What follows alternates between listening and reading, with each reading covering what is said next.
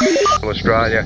It is the second day of July and the year is 2007. It's a beautiful, beautiful day here in Central Australia, although we are 10 degrees up on our normal temperature. We're sitting on around 28 degrees earlier today. We normally sit around 18 degrees. Climate change, global warming is certainly in effect all around the planet Earth. It's Monday today, superstars, and for that it means our team and our staff need to check our utilities and equipment. We do have a day once a week where we must check everything in stock. As we all can appreciate, we do not know what's around the corner, and whether it's a social disruption or whether it's an environmental disruption, we need to make sure that our equipment is well in order for us to continue to carry on. It's important for us to do these transmissions so we can try and aid all those out there with doing similar checks and giving you some level of understanding on maybe where your utilities and where your survival backup plans come into action. Why do we do that? Because the observations around the Earth are changing, and to give you an understanding of those changing observations, we'll give you a quick rundown. Earth's hypertensive at this point, and by that we mean there's lots of pressure on the planet at the moment. Magma levels and volcanic activity are fairly high at the moment, and that could be for a number of reasons, whether it's solar, intergalactic, and we also understand that Planet X is coming a little closer to Earth, and she's in her final return leg of disrupting magnetism and obviously the Earth's very, very delicate electromagnetic frequencies. H2O convection currents ultimately have been changing around the planet. Due to an increase in temperature, we get an awesome amount of precipitation which is occurring, and therefore extra precipitation means there's going to be extra water flowing in a variety of different places around the globe. Water will not drop where it traditionally dropped. That's why so many places around the world are having difficulty with their water storages, particularly in major cities around the world, and water catchment areas are well down. So make sure you start preparing, become independent with your water supplies. Lightning intensity and frequency has also increased around the world. We made some reports just recently in relation to those daytime lightning strikes, which is pretty much just straight out of the blue.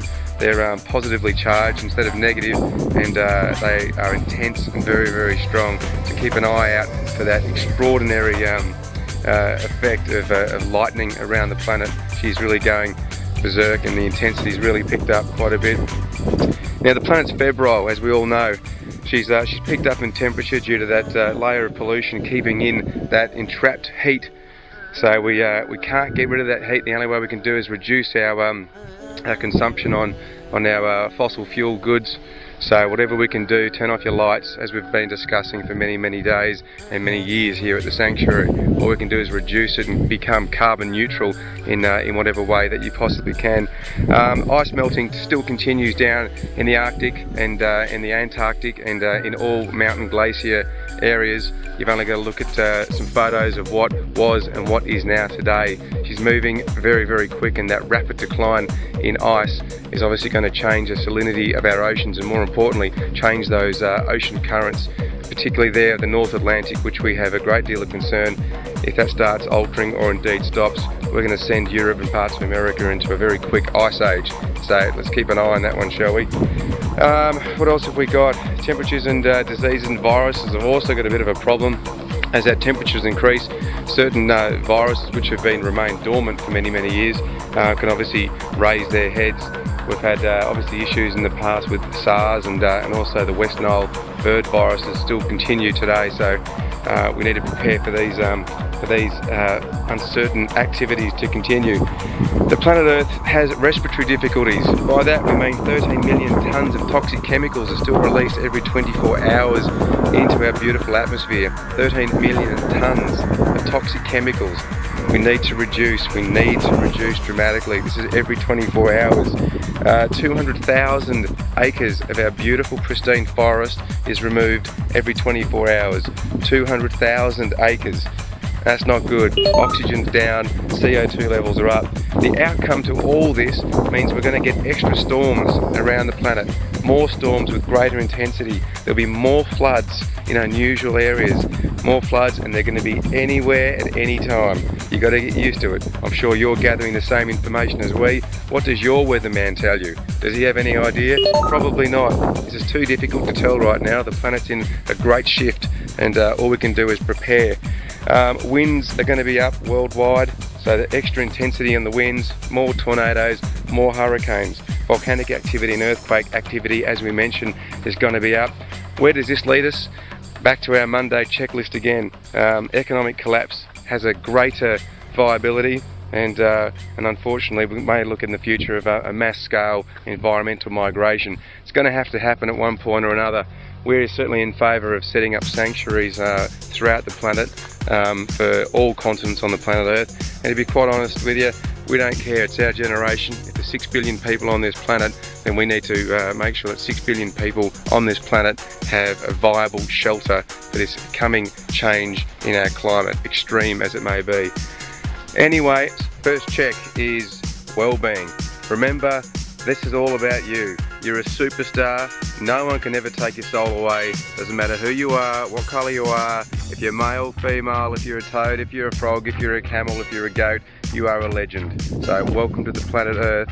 Remember, we've got to get you through to 2012. You're a superstar. Let's get our checks ready, yeah? Next stage is water. Let's check your water supplies. Let's go for a walk.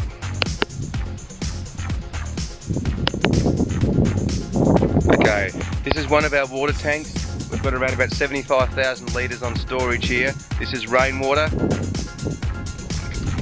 Magnificent. You can go around about 30 days without food, but try and do 3 days without water, you're in trouble. Make sure your water stocks are healthy. Got that one? You beauty. Let's head over to food.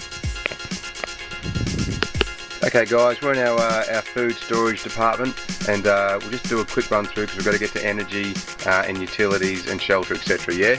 So here we go. No worries guys, plenty of canned food is always a great idea. We love our salsas and pasta sauces. Make sure you got plenty of those guys on stock. You beauty. And syrup, honey. Honey doesn't go off, as I'm sure you understand. Nothing wrong with a beer or two when there's a meltdown going on. So plenty of baked beans, lots of canned food, just holds really easily. In fact, this is probably our cheapest buy out of all of our survival structures. So you get some canned food, and I think you'll be right. And we've got an organic garden going as well, but if that goes, we've got this as a backup, yeah? You beauty. Okay, now to energy guys. It's our beautiful solar tracker just above us. It's a beautiful 8-panel solar tracker. Because it tracks the sun, it gives us an extra 30% of energy. She's just under a kilowatt of power. That'll be beautiful for us in case the mains power goes down, and she's a bit of a champion. We've got to go check out the batteries though quickly, yeah? Okay guys, welcome to our battery room. These are our 12 deep cycle batteries for the solar unit. They do need replacing, so we need to get onto that pretty shortly. New beauty. Okay, we've got a few utilities to quickly check. First, as always, little red rockets, and these guys are magnificent. These guys really cut our fuel usage right down to a minimum.